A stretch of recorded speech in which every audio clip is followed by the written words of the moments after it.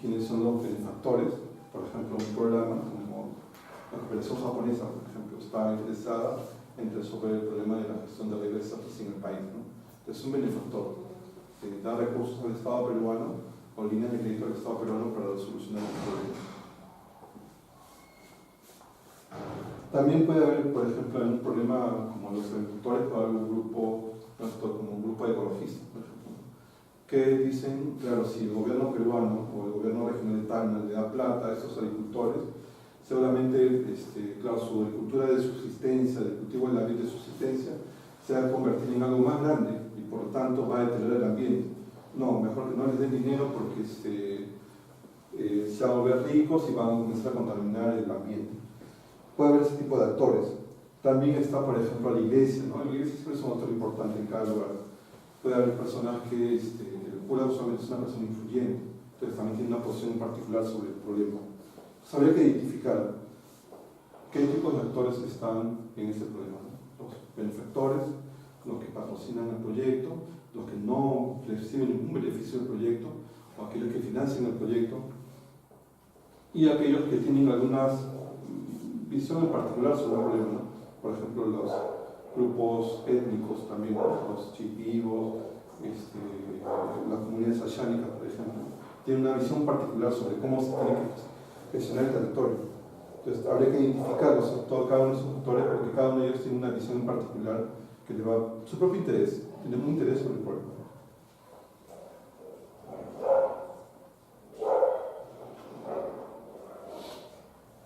Entonces, hay una matriz que ustedes van a ver cuando pasemos a PowerPoint, donde uno tiene que identificar, por ejemplo, una cadena de valor.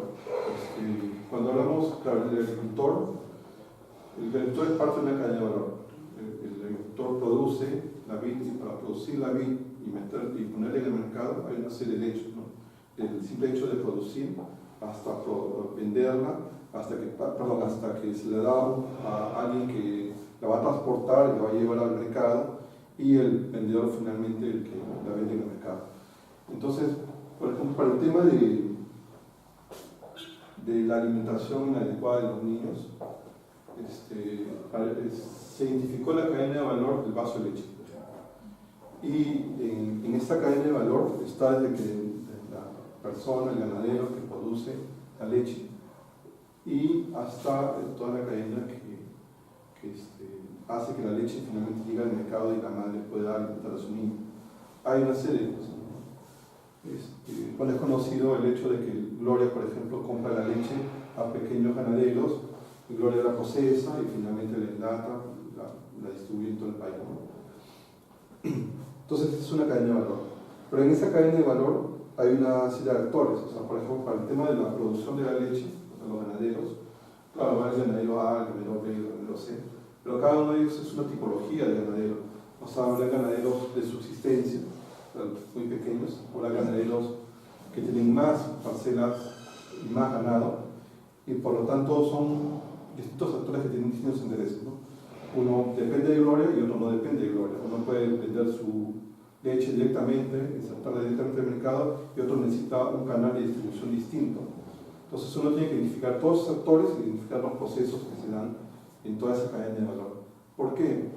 Porque claro, en esa cadena de valor van a aparecer por cada proceso igual distintos actores que están compitiendo entre sí, ¿no? Para producir la leche está el pequeño productor como está el gran productor.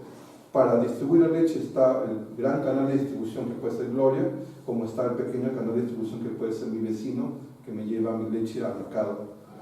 Para vender la leche en el mercado está el pequeño comerciante al que le vende mi leche, pero también puede estar el gran distribuidor en la ciudad que vende leche. Entonces, para cada proceso en la cadena de valor hay una serie de actores. Y esos hay que identificarlos, ¿no? Porque entre ellos siempre, como digo, están compitiendo. O sea, en cada proceso hay una serie de actores que entre ellos compiten.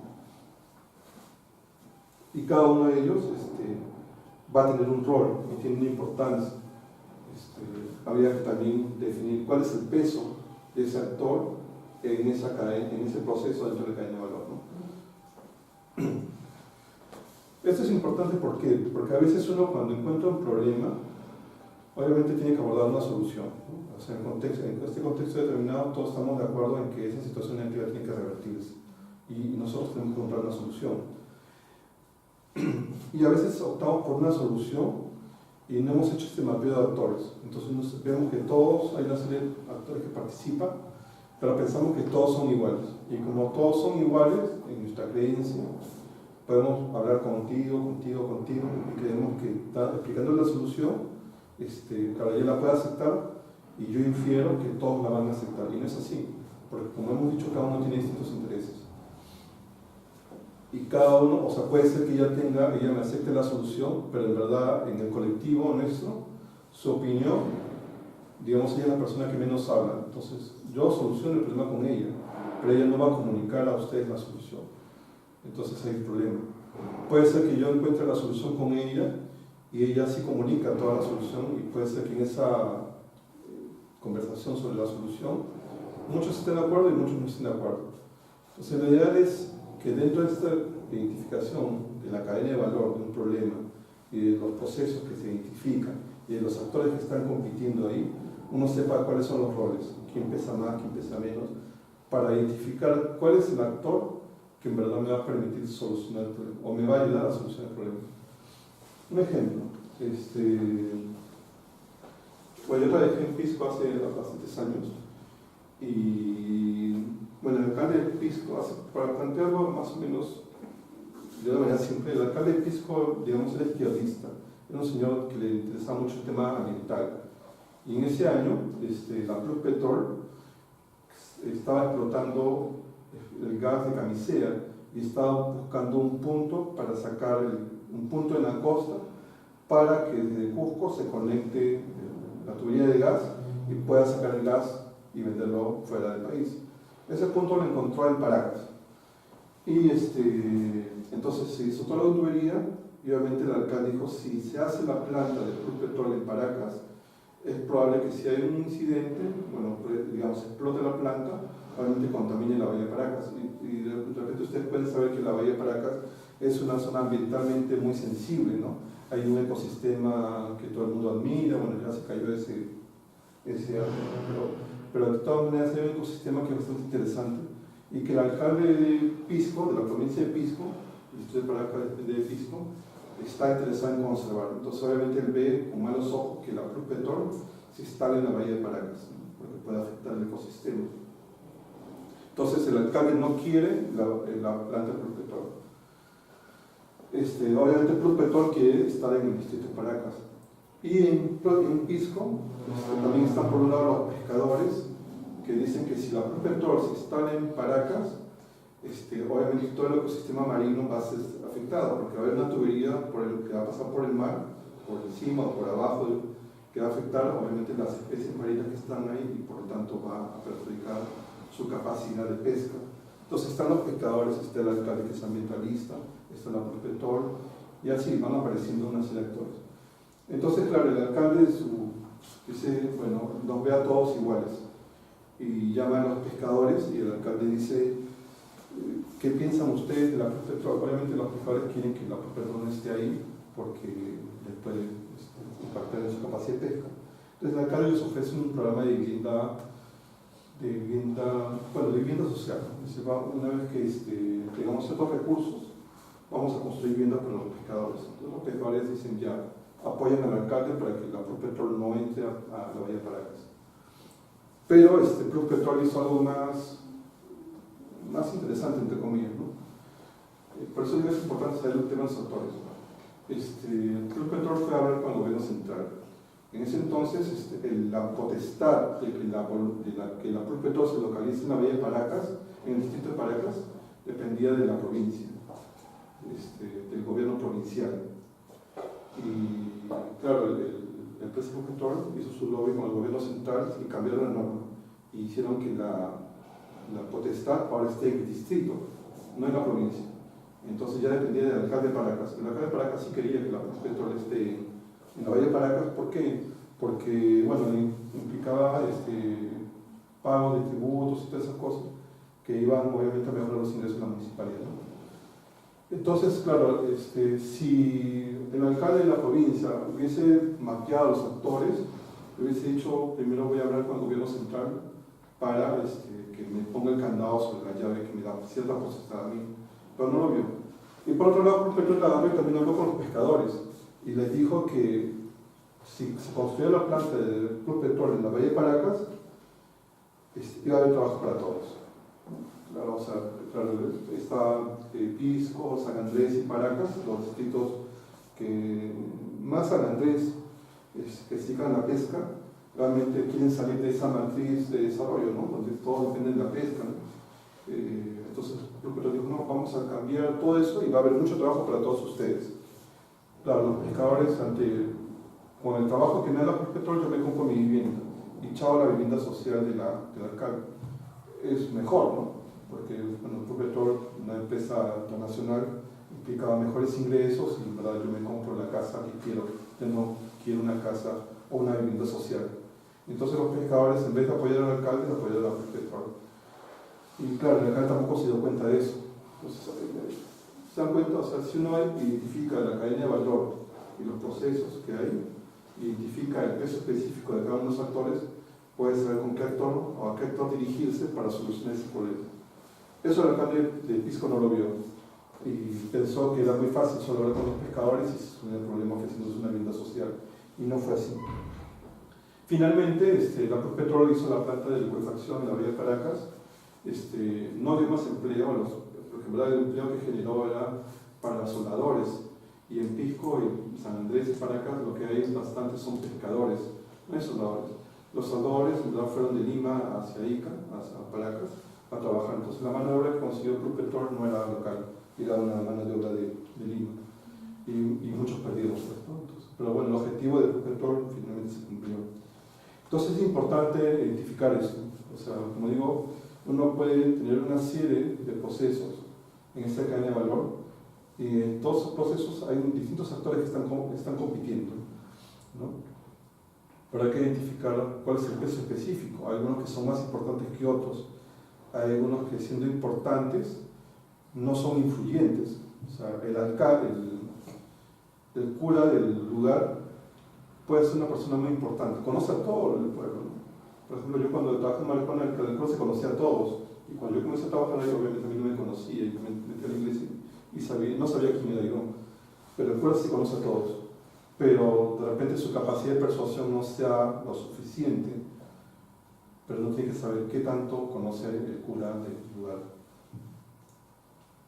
Entonces, esas son cosas que tenemos que tener claro cuando nos ponemos en este tema de la sostenibilidad y cuando nos aproximamos a la realidad y queremos saber cuáles son los problemas de la realidad, cuáles son los problemas de sostenibilidad. O sea, vamos a encontrar problemas ambientales, sociales, económicos, pero en esos problemas que son generales tenemos que identificar y comenzar a separar actores en el tema ambiental, por ejemplo, actores en el tema económico, actores en el tema social, cuáles son las cadenas de valor en estos tres ámbitos, ¿no? Porque seguramente va a haber problemas ambientales asociados a recursos naturales, puede haber problemas asociados a degradación de recursos, explotación de recursos naturales, puede haber problemas asociados a residuos sólidos, puede haber problemas asociados a contaminación ambiental, puede haber problemas asociados a cuestiones externas incluso al lugar, ¿no? Por ejemplo, como el cambio climático. Entonces, todo eso tenemos que mapearlo y saber cuál es el rol específico de los actores frente a ese problema.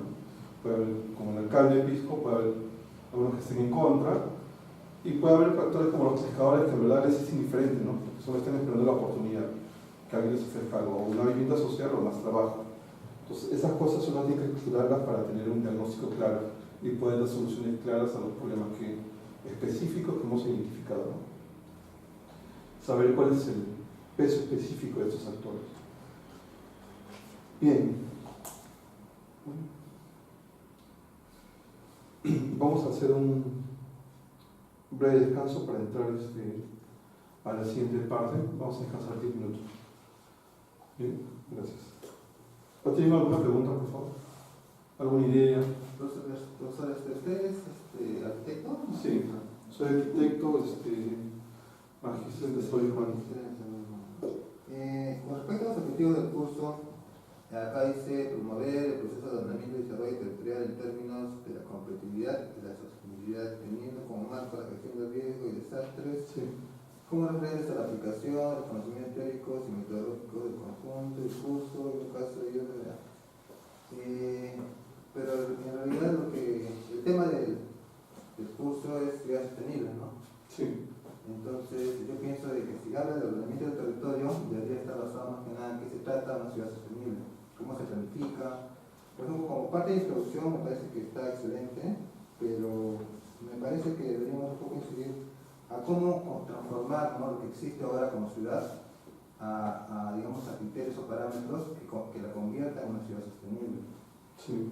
Porque hay muchas ciudades en el Perú que todavía no tienen, ¿no? Están digamos, arrumbadas, como por ejemplo Huancayo, Cusco y quizás Trujillo, por medio de financiamiento internacional como el Banco Interamericano de Desarrollo. Sus políticas están orientadas a lo que es transformarse en una ciudad sostenible. Entonces, hay iniciativas como estas que se están haciendo en otras partes. Eso me interesaría a mí como arquitecto, saber, digamos, ese tipo de metodología que está aplicando para transformar, ¿no?, a la ciudad de Tacna, por ejemplo, en una ciudad sostenible. Entonces, está excelente, por ejemplo, la parte de competitividad. La gestión de riesgo también es importante, me parece, porque con esto del fenómeno del niño que ha pasado, entonces ahí podemos ver lo que usted dice, ¿no?, el problema, la situación, ¿no?, el contexto en que prácticamente arrasó, ¿no?, con toda la zona norte, los actores que de alguna manera los gobiernos locales, provinciales y regionales, un poco de ineficiencia, ¿no?, en lo que es la gestión, que es importante, y los intereses, que es muy importante, que usted mencionó, ¿no? Por ejemplo, lo que es gestión de riesgos y desastres, muchas municipalidades no tienen sus áreas implementadas, enfocadas a esos puntos. ¿Por qué? Porque no tienen el interés, pues, de gastar o invertir en ese tipo de temas. Más se dedican a lo que es desarrollo urbano quizás, o hacer proyectos, ¿no?, de infraestructura. Entonces no le dan esa importancia. Entonces, es importante esos puntos y tomarlos, pero dentro de un contexto de digamos, desarrollo sostenible orientado a ciudades, ¿no? Por ejemplo, el Decreto Supremo 022 de vivienda, que habla ya de una planificación del territorio y con fines de ciudad sostenible o desarrollo sostenible, ¿no? Y hay toda una estructura que debe seguir cada PDU, ¿no?, Plan de Ordenamiento de Desarrollo Urbano, y digamos, lo que se ha aprobado ya y lo que ha estado antes. Por ejemplo, nosotros tenemos un plan de desarrollo urbano que solamente de nombre dice desarrollo sostenible, nada más. Pero todo lo que ha incluido la nueva norma no lo considera ahora. Estamos a puertas ya de las elecciones municipales y también de que este plan, ¿no?, se cambie, no se modifique y aplicar las nuevas normas, ¿no? Sí. Entonces sería interesante quizás tener, ¿no?, una metodología clara orientada a ese decreto supremo que ya tiene una estructura, pero no la detalla muy bien. Entonces, mi interés está en eso, de saber, ¿no?, cómo se desarrolla el enfoque que se tiene para transformar una ciudad a una ciudad sostenible, ¿no? Yo creo que ese es el tema del curso. Y aparte yo les digo porque en otras cosas que vamos a tener ahora, no vamos a tocar estos temas, vamos a tocar otro tipo de temas, ¿no? Sí. Entonces, este es el curso donde sí vamos a desarrollar ese tipo de temas. Sí, está buena tu apreciación. Sí, esta charla que he realizado hace un momento, básicamente es una charla introductoria, ¿no? Porque en todo el tema de ciudades sostenibles, como decía al inicio, se va a identificar una serie de problemas, ¿no?, de por qué una ciudad no es sostenible. Puede no ser sostenible porque hay recursos naturales, por ejemplo, como la ciudad de Pasco, ¿no?, depende casi 70% de su economía de la explotación de la Volcan, que es una minera que explota recursos minerales a tajo abierto. Claro, no es una ciudad sostenible. Pero antes de saber o plantearnos eso, yo decía que es un problema, porque a veces no lo tenemos claro. A veces muchos diagnósticos, yo no conozco el plan de desarrollo urbano de Tacna, pero sí he revisado varios documentos que ha formulado el Ministerio de Vivienda antes, y a veces no me queda claro cuáles son los problemas que he identificado. Yo cuando he trabajado mucho en programas, no sé si alguno de ustedes trabaja en gestión pública, trabaja en una municipalidad, ¿no? Ya, bien, porque, por ejemplo, ustedes deben saber que hay muchos programas presupuestales, ¿no? Y en los programas presupuestales, en el enfoque del programa presupuestal, básicamente se trata de identificar un problema con base empírica o base científica y la idea es identificar brechas, ¿no? O sea, si yo digo que, por ejemplo, en Tacna hay 0.5 de analfabetismo, por ejemplo, en niños menores de 12 años, claro, me centro en ese 0.5, no me centro en lo demás, porque siempre con la lógica de que es un problema y que tengo recursos limitados para resolver eso. Entonces, esta charla que es introductoria, yo quería que se centren un poco en eso, en tener un sentido común de qué es un problema, desde el punto de vista de esta metodología que yo brevemente he explicado, pero para tener un sentido común, porque como digo, yo he realizado, cuando hice el trabajo de San José de los Molinos, no voy a mencionar qué documento, pero yo, el ejercicio fue así, me piden a mí analizar un proyecto, en cualquier lugar, ¿no? Un proyecto, y que da un análisis costo-beneficio para una evaluación ex ante, para saber si hubiese tomado una solución de un proyecto, cuánto se hubiese beneficiado a la ciudad, ¿no? Antes de que se produzca el evento.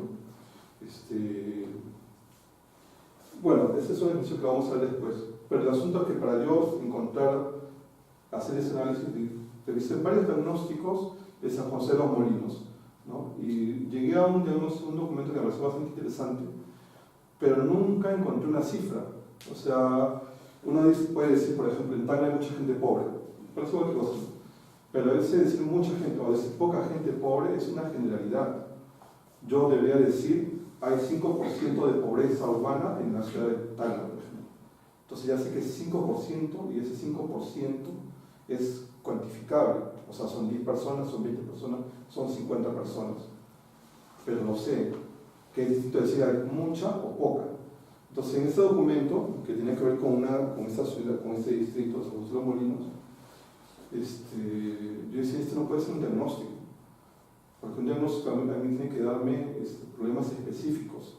O sea, yo no voy a solucionar el problema de la mucha pobreza o de la poca pobreza.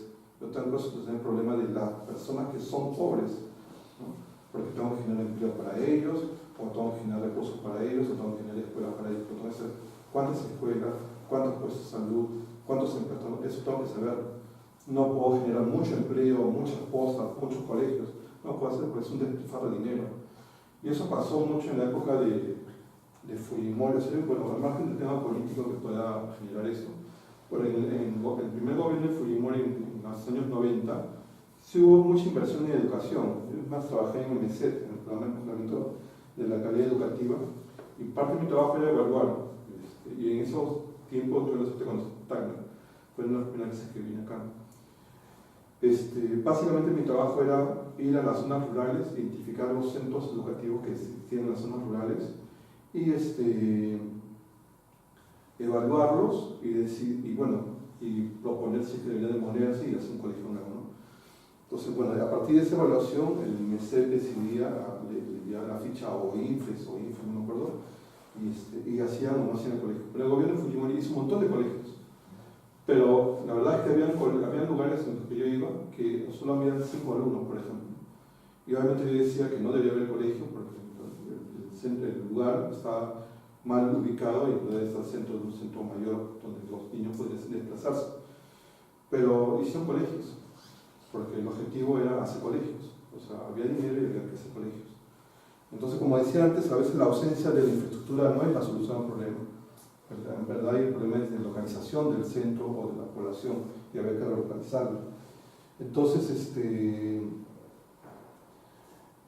la idea de esta introducción era eso, o sea, conocer un poco qué es un problema, que los problemas hay que identificarlos claramente, hay que cuantificarlos claramente para poder encontrar soluciones a eso.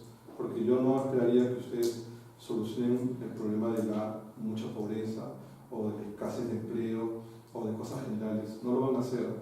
O sea, cuando estén sentados dentro de un escritorio como funcionario público, como gestor urbano o como un promotor inmobiliario, por ejemplo, cuando les planteen, si es que tienen la suerte ustedes de plantear, por ejemplo, hacer una galería comercial o un centro comercial en Tacna o cualquier ciudad, van a tener que dimensionar una serie de cosas. Y esas dimensiones no pueden estar repletas de generalidades, tienen que estar precisas, cosas precisas.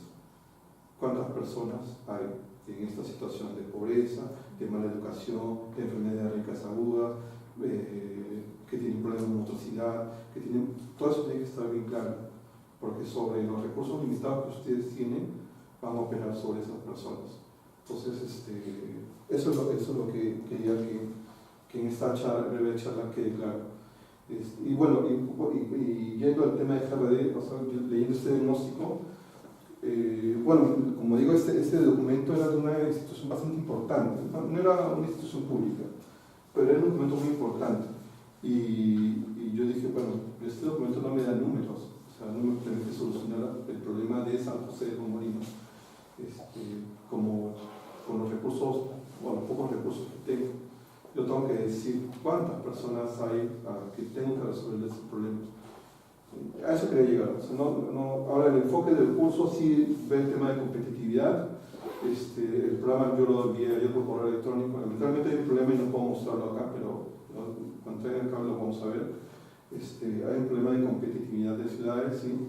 Hay un tema de gestión de riesgo que vamos a ver. Hay un tema de reducción de riesgo de desastre que vamos a plantear al final, con un ejercicio que es el ejercicio que estoy comentando de San José de los Molinos. Y porque quería también mostrar el equipo peruano. En Lima hace poco yo participé en un evento que tenía que ver con ciudades inteligentes, Smart Cities. Entonces yo, claro, Smart Cities tiene que ver mucho con estos temas de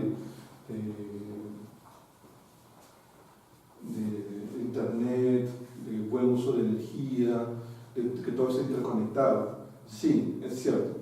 Pero además yo creo que tiene que ver con cómo utilizamos los recursos, y yo apunto a eso. O sea, que una ciudad inteligente es una ciudad donde los recursos se priorizan adecuadamente. O sea, donde no dice, este problema lo resuelvo primero, este después, este después. No que todo es flat. Entonces, en esa exposición, para mí quedaba, en nuestra opinión, tenía que ser claro que el tema de la gestión de riesgo de desastres es un tema clave, es importante. No es posible que en el Perú aún estemos pensando que solo debemos dar recursos a las ciudades cuando la emergencia ya ocurrió. Está bien hacerlo, pero está mal hacerlo cuando la emergencia ya ocurrió. Porque lo ideal es que ustedes seguramente en momentos sean padres o madres y tengan niños. Yo me imagino que ustedes a sus hijos los van a educar en la prevención, en el sentido de que, ¿sabes qué? Si haces esto, te va a suceder eso. No van a esperar que le suceda algo para decirle, ¿sabes que no te portes así? Entonces ustedes le dicen a su hijo, no abres la puerta a nadie, por ejemplo, ¿no? Con tanto tema de maltrato y esas cosas que hay de violencia. No abres la puerta a nadie, te dicen de arranque, no le van a decir, no abres la puerta a nadie después que les han robado. O sea, la idea es que ustedes siempre lo dicen preventivamente, o sea, antes que suceda. Pero en el país no pasa eso. En el país ocurre lo que pasa en San José de los Molinos, lo que pasa todo en el norte, que esperamos que ocurra todo el evento para recién responder, o sea, dar bienes de monetaria, casa, todas esas cosas, y hacer la reconstrucción, rehabilitación o reconstrucción. Y es un mal enfoque, pues un enfoque bastante atractivo, o sea, esperar que sucedan para prevenir. Cuando en verdad no todos nosotros debemos tener una cultura de prevención y cuando ocurre el evento, bueno, actuar adecuadamente. O sea, que todos tenemos nuestro kit de emergencia, o todos tenemos señalética, por ejemplo, también señalética, por donde evacúa, bueno, en el sentido común que es por escalera, ¿no? Pero todo eso debería estar explicitado, no supuesto, ¿no? Entonces, sí, son dos enfoques o tres enfoques que conversan en el curso, que tienen que ver con sostenibilidad, competitividad, gestión de riesgo de desastres, son cosas que vamos a ver más adelante, ¿no? Pero ese es el principio, que es un problema, es importante saberlo, un problema en términos de sostenibilidad. Y otro punto, que es lo que vamos a hablar después, tiene que ver con derechos de propiedad, que es como el principio para entender por qué una ciudad puede ser más competitiva que otra. Es derecho de propiedad. Eso lo vamos después. Descansemos 10 minutos, por favor.